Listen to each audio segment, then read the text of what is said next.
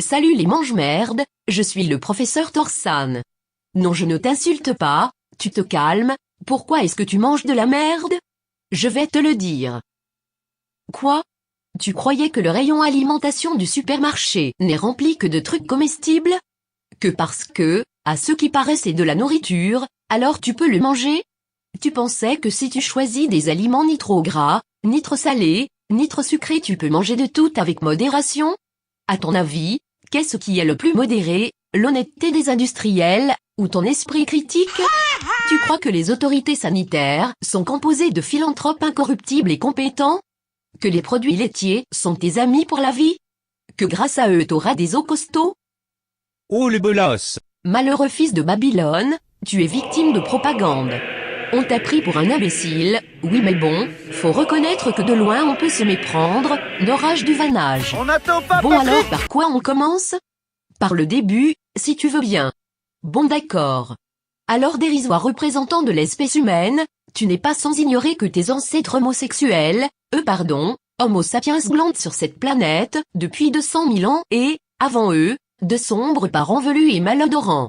En tout cas, c'est ce que t'aurais appris à l'école, si t'avais écouté, bref.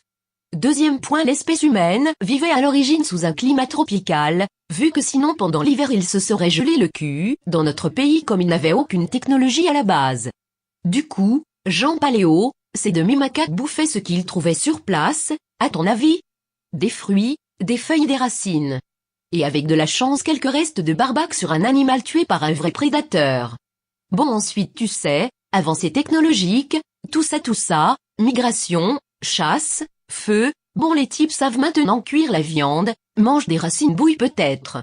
Il y a 10 000 ans seulement, les populations commencent à se sédentariser, et apparaît l'agriculture et l'élevage à plus grande échelle. C'est à ce moment-là que les comets commencent à castaller des céréales, des graines quoi. Pareil que les poules. Et puis à récolter le lait d'autres espèces animales. Bref, tu vois où je veux en venir? Je m'en doutais. Donc je vais te le dire. Écoute. Notre organisme, au vu de son historique, est tout à fait adapté à consommer des fruits, légumes, tubercules et en moindre quantité viande et poissons, cuits ou crus. Même majoritairement crus quand même, voilà pourquoi, leucocytose postprandiale. Mais qu'est-ce que c'est? Mais qu'est-ce que c'est? C'est la réaction du système immunitaire à des éléments perçus comme agressifs, qui se produit à partir du moment où plus de 50% de ton repas est cuit.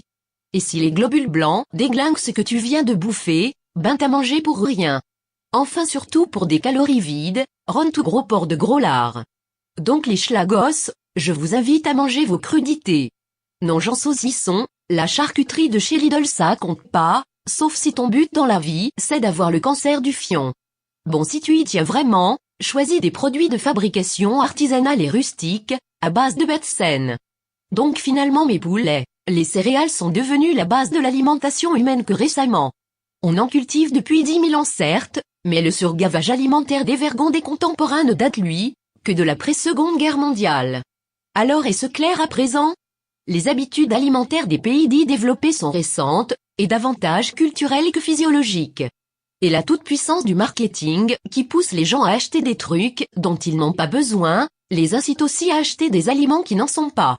Ce qui fait donc de vous des mange-merdes, n'orage du démontrage. Quoi Jean Lunettes? Tu es comme saint Thomas, qui ne croit que ce qu'il voit?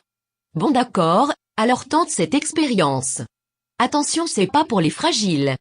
Pendant 3 semaines, tu stoppes toute consommation de produits industriels, d'aliments contenant du sucre raffiné, des céréales ou du lait.